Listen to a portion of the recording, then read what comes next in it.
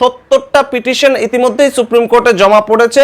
যে এই ওয়াকফ যে অ্যামেন্ডমেন্ট বিল পার্লামেন্টে পাস হয়ে গিয়েছে সেটাকে বিভিন্ন লোকেরা বিভিন্ন জায়গা থেকে মানছেন না, এবং সারা দেশ থেকে 70টার বেশি পিটিশন কিন্তু সুপ্রিম কোর্টে জমা পড়েছে। এবং সুপ্রিম কোর্টের প্রধান বিচারপতি সঞ্জীব খান্নার যে ডিভিশন বেঞ্চ সেখানে মামলাগুলো উঠেছে, এবং তার পরিপ্রেক্ষিতে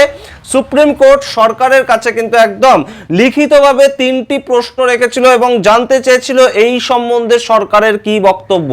এবং সেটার কিন্তু একটা লিখিত এফিডেভিট হিসাবে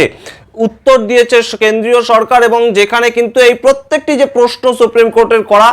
সেগুলোর উত্তর দিয়েছে তারা। এবং এই এফিডেভিট 1332 পাতার এফিডেভিট, অর্থাৎ একদম সরাসরি প্রত্যেকটি বিশ্লেষণ করে, প্রত্যেকটা অ্যাক্ট বিশ্লেষণ করে, প্রত্যেকটা প্রশ্নের যথাযথ উত্তর দেওয়া এবং সুপ্রিম কোর্টের উত্তর দেওয়ার পরিপ্রেক্ষিতে নিজেদের যে স্ট্যান্ড পয়েন্ট সেটাকে ক্লিয়ার করা, সামগ্রিকটাই ঘটিয়েছে সুপ্রিম কোর্টের নির্দেশ অনুযায়ী একদম কেন্দ্রীয় সরকার।